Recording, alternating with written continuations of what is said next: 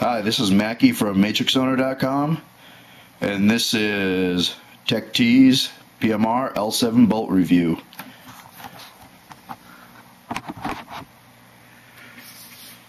First, there's been many aftermarket bolts presented for many of Dye products, and to this date, none have lived up to their performance.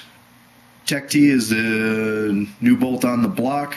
Several people have tried it out, although we have yet to see any solid facts on it. That's what we're here to find out. A few simple things about the TechT bolt I'd like to point out. One is the length and size of the bolt as compared to the stock bolt. Huge difference in length.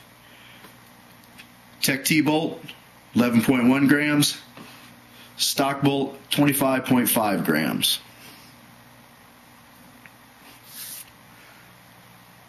Also is different is the top hats.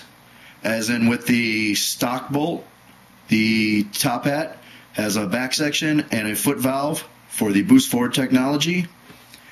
For the TechT bolt, all it has is a single top hat. Another point of difference is the actual inner diameter of the air passage hole that allows the air to flow through the bolt is much smaller on the TechT as compared to the stock. See the two by side.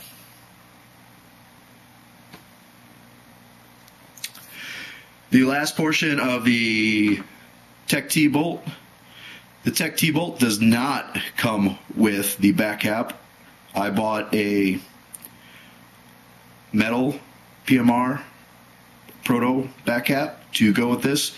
I installed it. This is just for ease of installation so I can switch back and forth to the bolts during testing. This back portion actually serves no function whatsoever other than provide a base for mounting the back cap. As you can see, it is sealed and it has nothing passing through it. However, there's just something of major difference that was offered with the TechT bolt: spacers. Two different sizes, a long one and a short.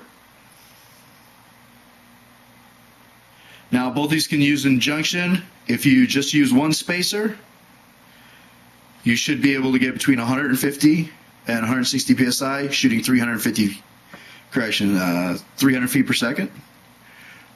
With using both spacers combined, you should be able to run about 190 to 200 psi, shooting 300 feet per second.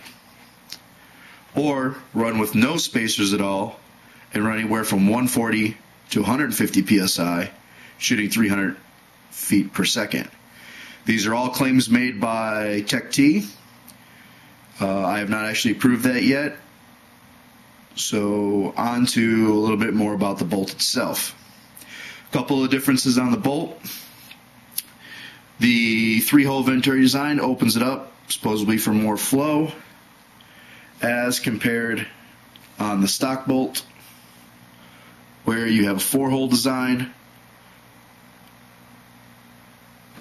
And on the reverse side of that, the inner wall diameter of the TechT bolt is a lot thinner than the inner wall diameter of the stock bolt.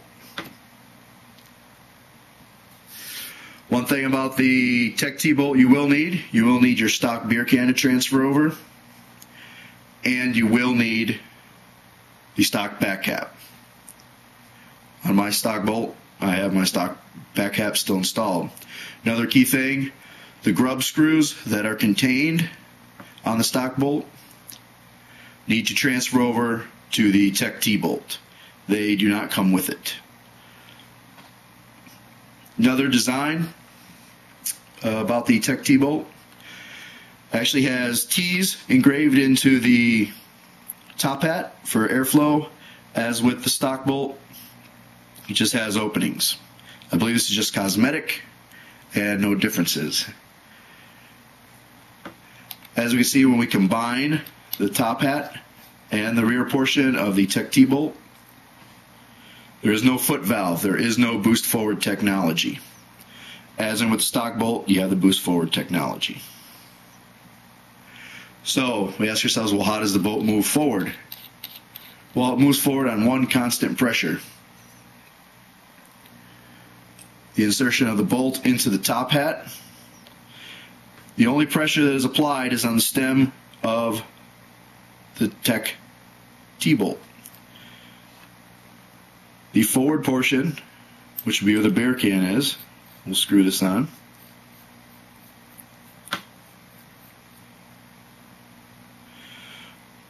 Solenoid routes air to the front of the bolt, holding the bolt in the back position. Once that air is released, there's no pressure holding the bolt in the rear position, so the air that is inside the actual top hat area will actually push forward on the stem, allowing the bolt to travel forward.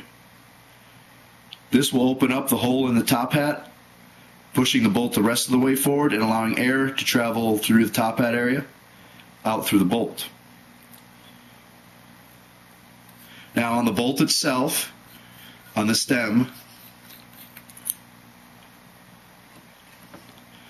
right, there's a portion which is located right here. It's very hard to see, okay, but it is milled differently, so that way it will seal so you do not leak down the end of the bolt. And you can actually feel this raised area, or bump, as you might want to call it. You can actually feel that as it passes through the top hat O-ring. So let's see the T-Tech bolt fully assembled. Screw the top hat on. And I'm going to choose no spacers because I want to use it without spacers. One of the things that I did try to see is, will the spacers work with the stock bolt? And that answer is no.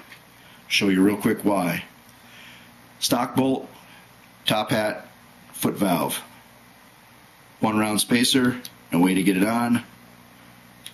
And then from the rear, no way to get it on.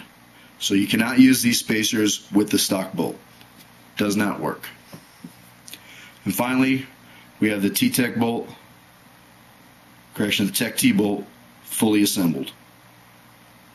So now we're going to take it to a little kick test and see how well, and it's claimed that it actually reduces kick due to the lighter weight of the bolt.